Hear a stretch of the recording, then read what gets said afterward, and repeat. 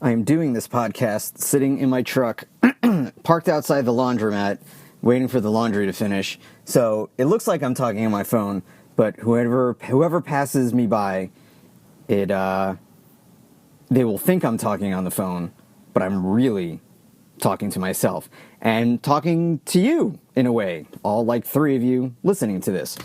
So anyway, this podcast is about George A. Romero, who recently died of lung cancer at 77. And I found out about his death. I was kayaking on the Delaware River Gap somewhere, I think in Pennsylvania or New Jersey. I don't know. By that time of day, I was just like, oh, I was so tired and I was out of it. And I made a new rule that any activity like that, whether it's hiking, kayaking, or anything similar, with the exception of whitewater rafting, I will only do it for an hour and then stop. This was like 4 or 5 hours. So anyway, my brother texted me the LA Times, I think it was the LA Times article about Romero dying, and I said, oh no, and that was my response. But I wasn't exactly, I was surprised, but I wasn't shocked, because with a lot of interviews I saw of him, he always had a cigarette. Like, I always thought of Romero as a guy who was just smoking a cigarette all the time. And this is before I found out he died of lung cancer. And, I kind of predicted that, it must have been lung cancer. But still, it's definitely depressing. And there's been a ton of articles about him. And what sucks is that, I wish there were articles praising him when he was alive, because it seems like aside from he had a very loyal and cult following, but in the mainstream Hollywood and mainstream entertainment, this was a guy who didn't really get everything he deserved. It just seemed his career was such a struggle, and it should not have been a struggle based on the impact that his work has had and continues to have. So I'm going to talk about mostly his first 3 Dead movies: Night of the Living Dead, Dawn of the Dead, and Day of the Dead. And I'll first talk about how I got to get into these movies and know George A. Romero. And that begins, I think I was in 4th grade, and my parents had a Betamax. Now, for those who don't know, a Betamax was a VCR. And for those who don't know, a VCR was this device where you recorded things, but instead of using your TV with your DVR, you would use a tape. And by tape, it was a literal tape. So, and you would stick the tape in, and you would press record, and it would do it in an analog way. So my parents had a Betamax, and I lived next door to my uncle and aunt, and my uncle recorded Night of the Living Dead. I think it was on TNT. Yeah, I think it was on TNT. And back then, in the 80s, was it TNT? Yeah, it was one of Turner's first networks, so maybe it was TNT. Anyway, Ted Turner was notorious back in the 80s for colorizing black and white movies. So I first saw Night of the Living Dead. It was billed as Night of the Living Dead in unliving color. So when I first saw this movie, it was in color, and I had no idea this movie was originally in black and white. Again, I was, a little kid when I watched this. So I was always drawn and fascinated to horror movies, and fascinated to things that scared me, even though I didn't like being scared. I was always drawn to it, because maybe in a way it was for me to, in a safe way for me to face my fears. From getting the crap scared out of me by the Wicked Witch of the West during The Wizard of Oz, to Medusa in Clash of the Titans, to watching Evil Dead for the first time when I was like 7 years old. Just things that a kid these days would not be doing. For better or for worse, I personally think it's for better. But, so, I watched Night of the Living Dead, which was the first of his zombie movies, and that was the first movie I saw.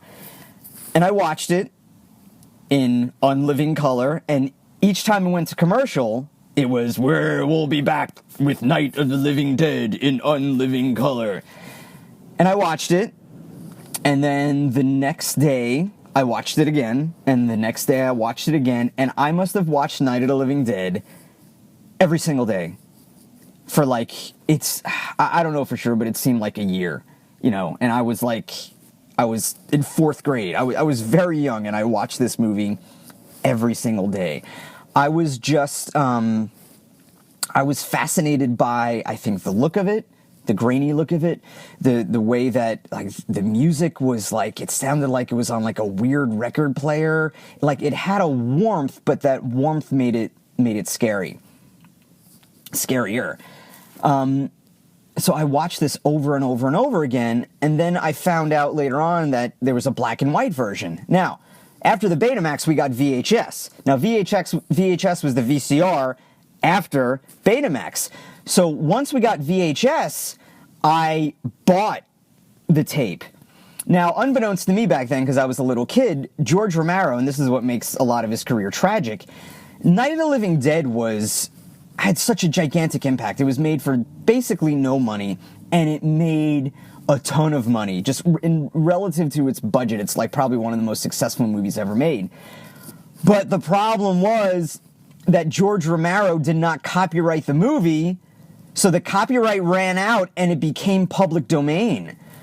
So to this day, Romero never made any money on Night of the Living Dead because he didn't copyright it. So people were able to sell this and play this and not give Romero the royalties he deserves, which is horrible. So I probably bought one of these VHS tapes, and none of the money went to Romero. Well, I didn't buy it. My parents bought it. I was way too young to buy it. So I got it on VHS, and I watched it, and this is when we just got the VHS player, and the way I remember being able to fast forward with remote control, because the Betamax didn't have remote control. So I watched the movie, and I was fascinated that it was in black and white. And then, because of the fast forward feature, which I never saw before, I hit the rewind button, and I watched the movie in reverse with no sound. So I would watch the movie forwards, and I would watch the movie backwards fast with no sound. So Night of the Living Dead affected me as a kid because it was just, you know, watching people in this extreme situation and the zombies coming after them and how they deal with zombies, and I felt so much better as a little kid seeing the... Oh, spoiler alert. All these movies are going to be spoiled. So seeing the rescue team kill all the zombies because daybreak broke at the end, and then tragically Ben, the main character, was killed. So as a kid, I was like, oh, what a bummer, the main character was killed. I don't think I said bummer, because I don't think I was that much of a hippie when I was a kid. But, but watching it as an adult now, and this is what's so great about Romero and his work, especially these Dead movies, was that not only can you enjoy it on the level of, wow, this is scary, and look at the zombies, and the zombies are being killed, and the people are killing each other, and the people are fighting, there was underlying social messages in each movie. And Night of the Living Dead, and this is how Romero told it, they had a basic script, and they were auditioning actors, and they cast Duane Jones, who's a black guy, not because he was black, but because he was the best actor that they had, the best actor who they auditioned. And because they cast a black actor, they started to change the script around. This was 1968, a very watershed moment in history in the era of civil rights. Martin Luther King Jr. was either assassinated, or might have been being made around when he was assassinated. I'm not sure, but you know, there was a lot of tension. There still is a lot of tension with civil rights, but nothing compared to what it was like in 1967, 1968. So that was going on, and when the movie was released, and you see a white mob kill a black hero. Now, granted, the white mob didn't know that Ben wasn't a zombie, but the fact that you saw this, and then at the end, it was still pictures of him being dragged on meat hooks. It's a very striking image. And also, this was a movie where the black guy who was the main character, he wasn't a servant. You know, he wasn't a sidekick. He wasn't somebody's butler. This was a guy who took charge and Ben was the guy who gave the orders, and Duane Jones, who played Ben, just had such a commanding presence in the movie. And as a little kid, I didn't realize the civil rights implications. And then sometimes even watching it as an adult now, I don't necessarily think, oh, this is the black guy taking charge. I'm thinking, oh, this is just the personality of the character. But, that just might be my privilege talking.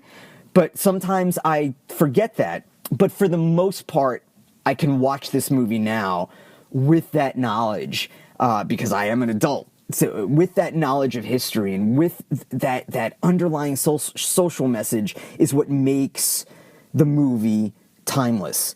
I do think, looking back, maybe Barbara as a woman character, maybe a little bit less of a damsel in distress, but then Judy took command of things, and then the mother, Harry Cooper's wife, was kind of demanding as well. So I guess that made up for Barbara being in a catatonic state.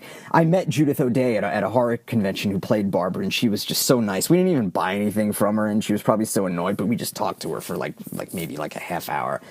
But so I told the story to John Russo, who co-wrote Night of the Living Dead with George A. Romero, and I told him, I said my first exposure to Night of the Living Dead was in color, and I think it was him, and it might have been Bill Heinzman, who played the very first zombie scene in Night of the Living Dead, and they just both groaned at me, and they went, how could you? I said, I didn't know, I was a little kid, but I just being able to watch this movie on such a different level.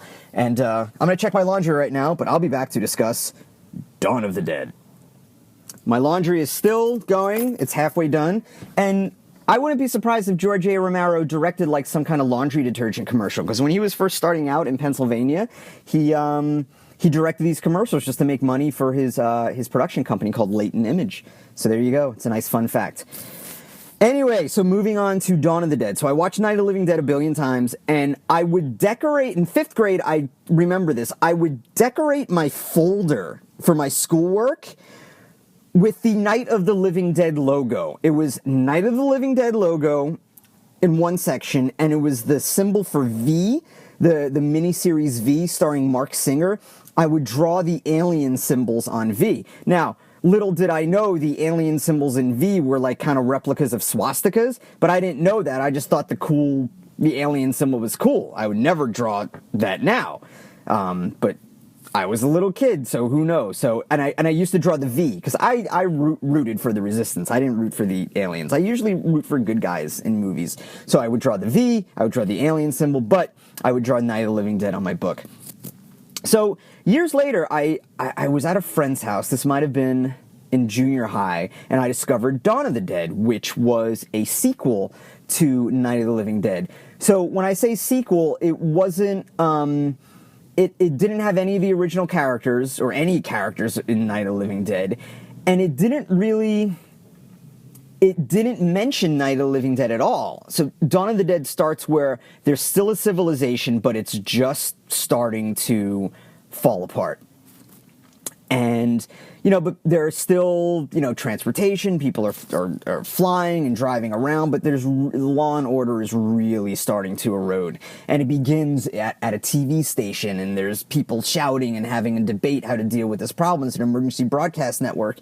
And as a nod to the original Night of the Living Dead with rescue stations, they're trying to broadcast the rescue stations, but the rescue stations are shut down, and there's a guy yelling that, well, if we don't broadcast these rescue stations, people are going to tune out, and the guy was looking at ratings. So, I mean, when I first watched this movie, I watched it just like Night of the Living Dead on a level of, wow, this is gory, and look at all the zombies, but watching it now, and I watched it maybe close to 6 months ago, I watched it on the level as an adult, and I'm noticing the political meaning and the different social message in that. So right off the bat, Romero is probably talking about how, TV channels aren't necessarily looking out for the best interests of people. They're looking at ratings and who gets the highest ratings. And you see that these days in America with, the 24-hour news networks, where it can be used as a force for good it can be used to broadcast so many different types of news because there's so many hours in a day to fill, but meanwhile it's one goddamn story. They focus on one story for like 8 hours and you never necessarily learn anything new, and they harp on one story and that's it, and it's because of ratings. It's not because of getting information, it's because of ratings. And Romero saw that. He saw that even in the 70s, and that's one of the ways that made Dawn of the Dead such a pioneering movie. So, talking about social message, and let me talk about the characters briefly too. Again, we have a lead who's a black man, Ken Foray, in an awesome performance, and Ken Foray in all the performances I've seen of him, especially in Devil's Rejects, was always so good. And I met him too at a horror convention. Very, very nice guy. And so you had a black guy in the lead, and then you had a woman, but unlike Barbara, this woman, Fran, oh God, I'm forgetting her name. Galen Ross. Galen Ross played Fran. She started out as kind of not knowing what to do and a little bit of a damsel in distress, but then she came out into her own and she started to take charge and started to demand things and became a hero of the movie at the end, because if it wasn't for her coming out with the idea of learning how to fly, they would really be dead, because nobody would be able to fly the helicopter. So, once again, very pioneering in the role of women in movies. So it's not just, and Dawn of the Dead was a gore fest, an absolute gore fest, but it wasn't just a gore fest. The social messages were there. The main social message in Dawn of the Dead was about consumerism. Now, it is no coincidence that this movie took place in a mall, and there are zombies trying to get into the mall. Zombies in a mall. Consumerism. Consumerism makes you a thoughtless zombie. This is the message that Romero was trying to convey, and he conveyed it so well with the characters, with the writing, and even with the violence, and even with the storyline. I mean, the riot at the end of the movie was because people wanted stuff. The stuff had no value anymore because civilization was falling apart, but people wanted it anyway. And then it showed the main characters locked in the mall, how even though they were safe, they had all they could want. They had so much food, they had video games, they had guns, they had running water because it was a nuclear generator. They had everything at their disposal, and they were slowly going crazy because they were isolated. They were isolated from everything, because they just wanted to survive, but was surviving enough. So that's the great social message for Dawn of the Dead. Now, Dawn of the Dead, I probably watched even more than Night of the Living Dead, probably because it was in color, the effects were better, the violence and the gore was more realistic, even though looking at it now, the zombies are kind of blue and the blood's a little too red. But it didn't matter. It was more slick, it was higher tech, it was more modern than Night of the Living Dead. Night of the Living Dead had some, just because it was on a shoestring budget, it had some cheesy aspects to it. Not that much, but, when Ben and Harry fought, Ben missed by a mile, and, not too many things, but yeah, a little bit, a little cheesiness, but not that much. But Dawn of the Dead up the ante for it. And I believe Romero at least made good money on Dawn of the Dead. And I strongly suggest people read Roger Ebert's review of Dawn of the Dead, because he gave it 4 stars. And when I was a kid, I used to have Roger Ebert's, back when people bought books and before the internet, I bought Roger Ebert's, movie companion or whatever it was called, and it was just him reviewing a bunch of movies in his book, and I must have read that Dawn of the Dead review 1,000 times. He gave it 4 stars, and just the way that he wrote and the way that he described it was better than what I can ever do. So, and I remember as a kid, I watched Dawn of the Dead so much that my mom was starting to get worried. And my mom's kind of a worrywart, and she would go, I just want to make sure that you don't think any of this is real. Because she must have been concerned that I watched it so much that I would think that, I have to get a gun because I think zombies are going to come and get me. And, I must have been around 12 at the time. And, yeah, I knew that, but my mom was just erring on the side of caution, I guess. So I made a deal with my mom. I told her, I said, I will I will not watch a horror movie, because I was watching a lot of horror movies at that point, and I was subscribing to Fangoria. Not subscribing, I was buying Fangoria, reading horror comics. I told her, I said, I will not watch another horror movie for 6 months. And my mom said, wow, really? I said, yeah, I'm not going to do it. Of course, when I was at friends' houses, we would watch horror movies. But I didn't watch any horror movies in the house, and I kept telling her, after that 6 months is up, I'm going to buy Dawn of the Dead. And when that 6 months was up, I bought Dawn of the Dead on VHS and just watched it and watched it and watched it, to where now, you know, with other friends who have seen the movie a lot, you know, we just quote lines over and over, like, Harrisburg, passed it about an hour ago. So I do that with my friend Johnny. Even though I haven't seen him in a while, when we are together, we do that. And then, like, on Facebook, he'll put a quote in the movie and I'll have to quote back. And of course I know the quote right away, because I've seen the movie so much. Laundry check 2. Hang on.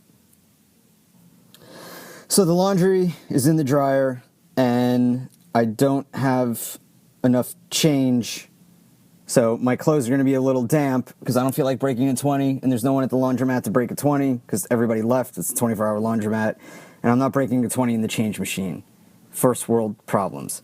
So anyway, so before I start talking about Day of the Dead, I do want to point out that I remember I was at an acting gig. From 2000 and 2007, I pursued acting full-time. I say pursued acting full-time because I wasn't a full-time actor, but I was fortunate to work a bunch. I just didn't make enough money to do as a living, so I bartended and temped and was every cliche and had survival jobs just to supplement my acting income.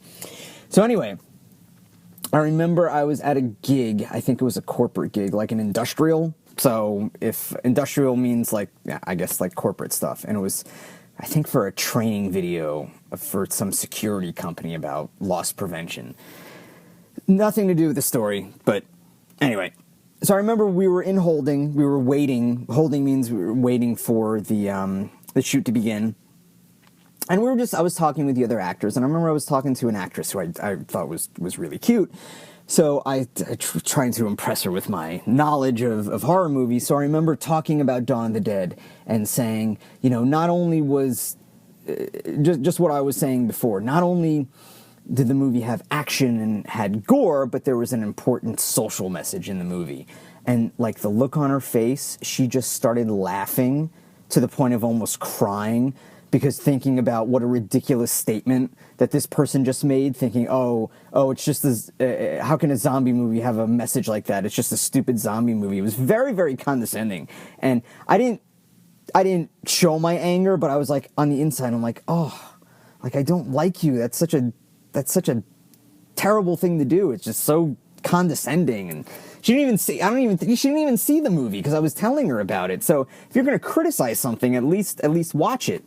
Which is what I didn't do with the What the Health documentary. I was getting into arguments on a vegan message board, because there was a vegan dietitian reviewing What the Health, saying that it's using shoddy science and it's using propaganda and it's using pseudoscience. So in my post I said, I didn't see the movie, but I agree with what this person is saying about pseudoscience and propaganda. So I, of course, got the response, how can you even critique the movie if you haven't seen it? And then I explained, well, yes, I cannot talk about the movie, but I will talk about the statements that this vegan dietitian made. Holy tangent. Oh, it's late, and I just have to go home and make food. And I can't, because I have to wait for laundry. Anyway, so Day of the Dead. When I first saw Day of the Dead, I must have been around 13 or 14, because I knew, I'm like, oh, this is the third movie in the Dead series. And I remember not liking it at first, because there wasn't as much action as Dawn of the Dead. It started out really slow.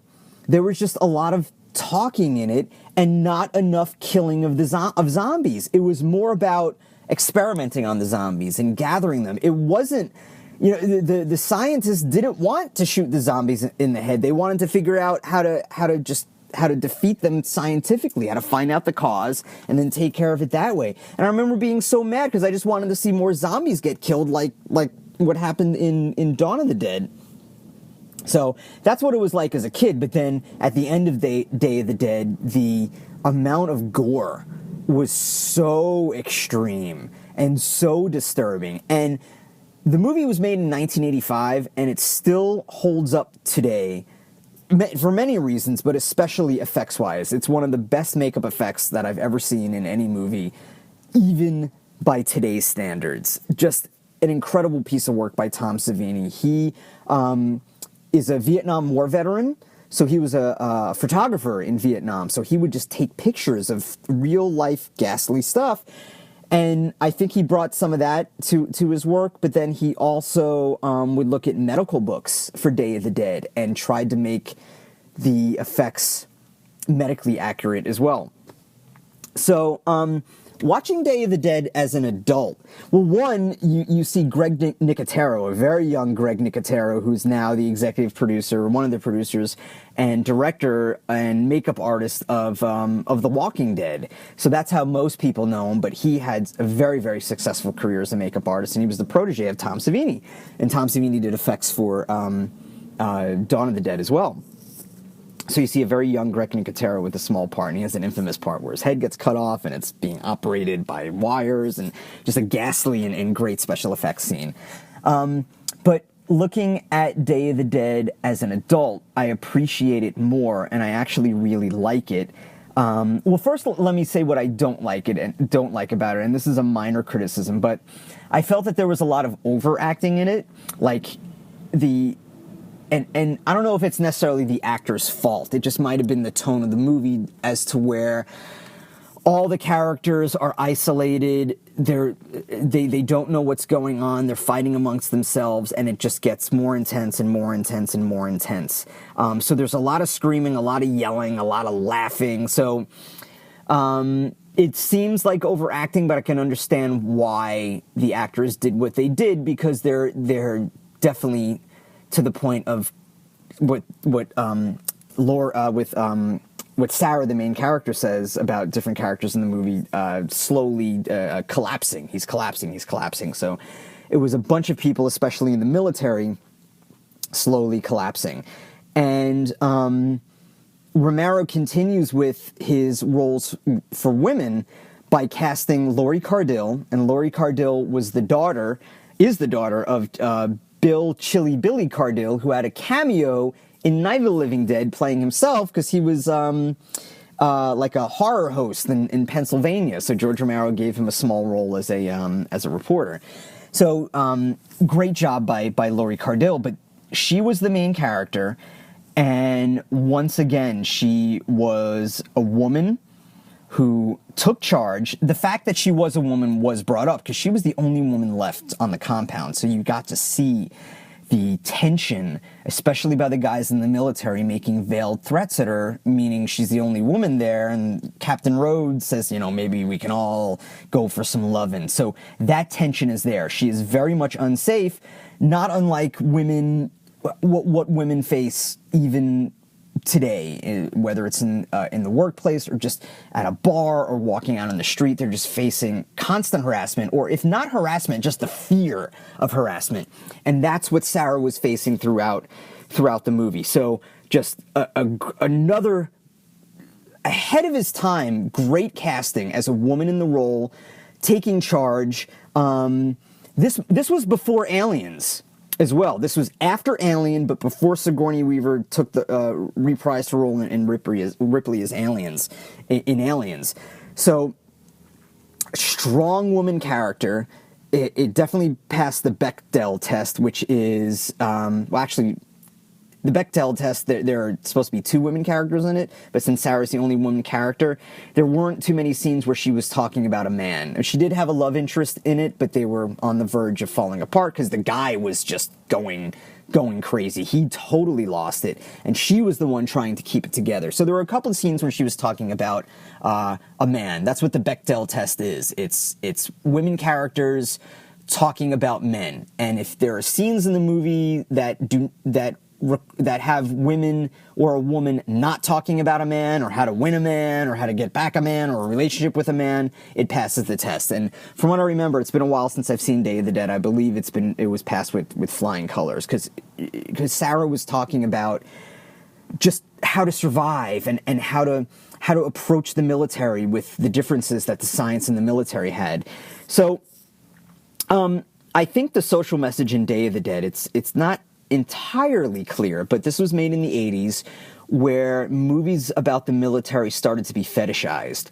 Meaning you had movies like Rambo, you had movies like Top Gun, you had movies like Missing in Action, where it showed the American hero killing everybody. You had all the Schwarzenegger movies, even though he's not American, he was for the American military, killing all the bad guys and saving all the day. One guy doing everything, taking charge, everybody's dead because we're America, rah-rah, sis kumbah, we're number one, USA, USA.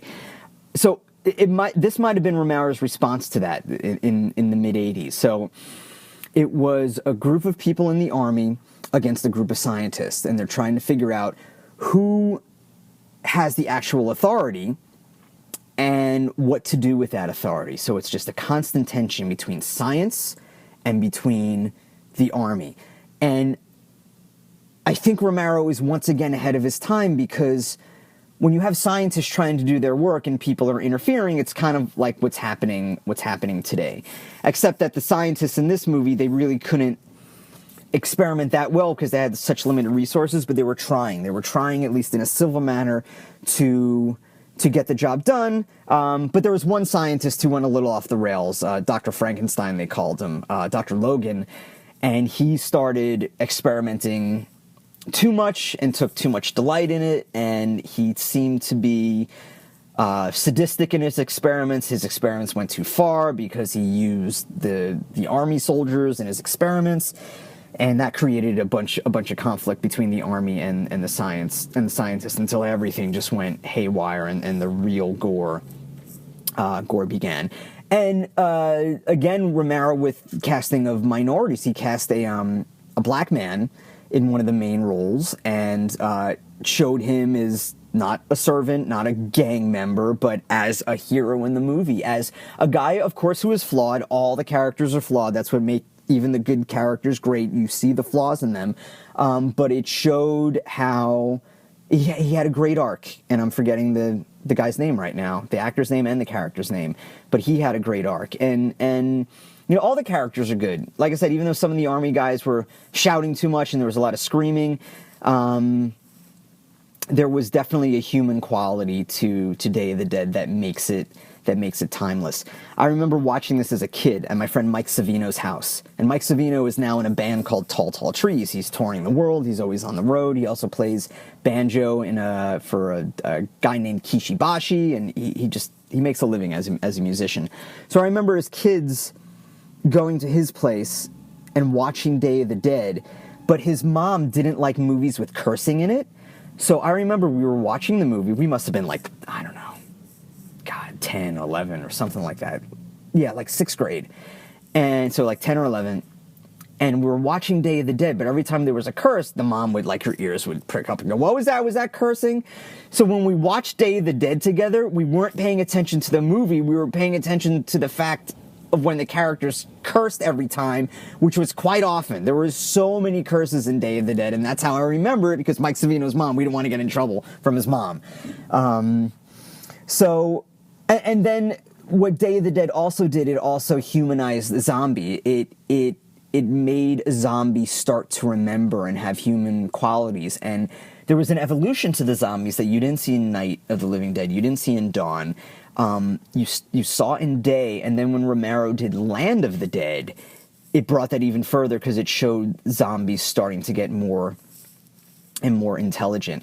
Land of the Dead was not bad. It was Romero's chance at a pretty slick, pretty good budgeted movie.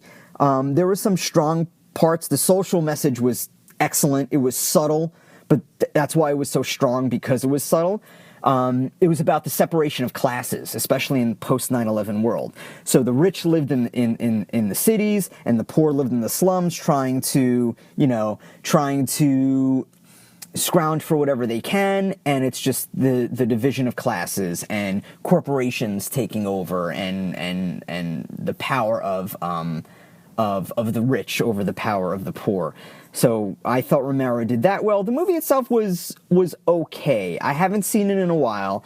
I thought it could have been better from the last time I saw it. I remember watching it going, like really wanting to like it, and I came out thinking it was okay. And then he did, after that was Diary of the Dead, which was horrible. I remember I saw that in the movie theater, and the social message in the movie was actually really good, and it corresponded with the times. It was about the internet age, and again, this is a timeless appeal to it, especially now. It's about the age of the internet and how everybody wants to be on TV, how everybody wants wants to be a video star, a reality TV star without actually having to put the work in. But the execution wasn't that good of the message, and the message wasn't subtle. We were just hit over the head with it over and over and over again, where I was like, okay, I get it. This is what you're trying to do. And it was more about telling and not showing. So the characters would literally say, oh, you just want to be on TV. That's how you do things, or something like that. And I only saw it once because I was so disappointed in it. I didn't like Diary of the Dead at all. Then Island of the Dead came out. And the movie itself was all right. It was kind of like, it brought us back to like a Hatfield versus the McCoys kind of thing. It was almost like a Western. I saw it once, but what I didn't like about it was that it was shot on a low budget, and the effects were very, very digital. They just looked so phony, and it took me out of the movie. But the movie itself wasn't that bad. And then other Romero movies, Creepshow really stands out. Creepshow was a lot of fun. I think he did Creepshow too, I'm not so sure. There was a remake of Night of the Living Dead, which I thought was solid. In this version, the Barbara character was a much stronger woman. And there was rumors that even though Tom Savini got directing credit, that there was some trouble on the set, and Romero really directed the movie, but I'm not too sure about that. It was just rumors. Romero did another movie that I really liked as a kid called Monkey Shines, and I remember before the movie came out, I was so excited because it was the first time I was going to experience a new Romero movie that actually I was waiting for to come out in the theaters, because before that time I was, everything was available on video, on home video, back when there was home video. And I remember being so excited, and when Newsday, the paper on Long Island that I grew up reading, gave it a 2.5-star review, I was kind of excited because it wasn't a bad review. I'm like, oh my God, they liked it. And I cut out the advertisement of the movie, and I hung it on my wall. And I don't remember if I saw it in the movie theater or had to wait for it to come on video, but I remember loving it as a kid in junior high. I haven't seen it in a while, and I'm curious if I would like it now. It just seemed kind of ridiculous that a guy would have, a psychic connection to a monkey based on the monkey being injected with human brain cells. It was just kind of a jump. But it featured Jason Begay, who's still working now, and it featured John Pankow, who has been working. He was in Mad About You, and he's been working. And Stanley Tucci, younger Stanley Tucci, was in it as well. So, and Romero worked with Ed Harris a lot too. He worked with him in Night Riders. He worked with him in Creepshow. So, and it's great to see Ed Harris and just the astonishing career that he's had. And Romero kind of, the beginning of Harris's career was with Romero. Like before he did The Right Stuff, he did Romero movies. So, but yeah, the Dead movies are the ones that I'm most familiar with, but I wish Romero was able to get something off the ground in recent times, especially with the success of Walking Dead. It was like, I always wish that, maybe Robert Kirkman can just throw him a couple of $1 million and have him do any kind of movie he wanted. There was, rumors that he had a comic book called Empire of the Dead, which I read one issue and I thought it was okay, and then he wanted to do a movie called Road of the Dead, which, sounds cool. But I just don't understand why a guy like him couldn't work. And I guess maybe because his later movies weren't as strong. But I would just hope, just for legend status, somebody can give him something and just have him just have him work his magic without anybody being in his way. So yeah, it sucks. It sucks that he's gone. And 77 is way too young. So please, everybody, don't smoke cigarettes. I know, I'm sure when Romero was a young man, you probably thought cigarettes were good for you, but he just kept smoking, and it just does a lot of damage.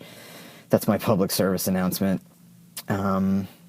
This will be one of at least another podcast about Romero. I want to get my friend Glenn Baisley on the podcast. Glenn is I guess he's still an independent filmmaker. I acted in a lot of movies that Glenn did, and I'm sure once he has the means to do so, he'll start making more movies. But Glenn is a very big fan of Romero, and I would love to have a conversation with Glenn about the impact that Romero had on him and what Romero means to him, because Romero certainly means a lot to me, and I will delight in showing people his movies who haven't seen them before, which I've done a few times, and the movies have gotten good reviews, and so I hope to show more people in the future, and I hope that you learn some things about his movies, and I hope maybe this podcast inspires you to watch the movies again. If you didn't see the movies, you've been spoiled a lot, so it would suck to watch it even though it was spoiled. But you know what? Even though with the spoiling, they're still really damn good. It's just one of those movies I pick something up every time I watch it. But Romero came up with the modern day zombie movie. There would not be Walking Dead. Literally would not be Walking Dead if it wasn't for him, because The Walking Dead is greatly influenced by Romero, and Robert Kirkman would tell you that as well. I find slow zombies less scary than fast zombies, because fast zombies can catch up to you. Like the zombies in Return of the Living Dead were fast, and you couldn't even kill them with anything. It made them extra scary. But what I like about slow zombies more than I like about fast zombies, and same thing with the zombies in 28 Days, but they weren't zombies. It was like a rage virus or whatever, zombie-like. And the remake of Dawn of the Dead, which I wasn't a fan of, had the fast zombies. What I like about slow zombies is the plausibility, even though you're trying to make plausibility to something that's implausible. It's a dead body. How can dead bodies move fast? I know they can't move at all, but, still. You figured dead would move slow. But slow zombies gave you the false sense of security, because you look and go, I can outrun these things. They're so slow. I'm going to be fine. Everything's going to be fine. They don't have any leverage. They're weak. I can take them. But the thing with zombies, and I think I give credit to Max Brooks for pointing this out, is that zombies don't get tired. People do. So even though they're moving slow, eventually they'll catch up to you. And if there's enough zombies in a herd, to use the language in The Walking Dead, they're gonna be stronger than you. So if you have even a bunch of weak beings against one strong human that gets tired, the human eventually will lose. So it's that false sense of security that makes it a lot cooler, even though it may not be as scary. But still, with the social message and just the way the films were directed and the writing and the pacing and just the characters and the acting and all that, they're some of my favorite movies, and I recommend them to anyone. So yeah, rest in peace, Mr. Romero, even though, I'm an atheist, so I think dead is dead. I don't think he's going to be coming back, and I don't think he's in a heaven somewhere. But, his movies will live on, and that's what we have regarding immortality. That's the closest thing to immortality we can get, at least right now, is that our work, our art, memories of us will live on through our art, even when everybody who has ever known us has died. We still live on in our art. So I hope to live on in my art, even a fraction of the way Romero did, and I hope you enjoyed listening to my art. And I do consider this an art, believe it or not. So you can find me on Twitter. I'm at Mike Lane Act. That's MikeLaneAct. I'm on Facebook at Mike Lane Actor. Where else am I? And you can email me at mikelaneact@yahoo.com. All right, everyone. Have a good one. Bye.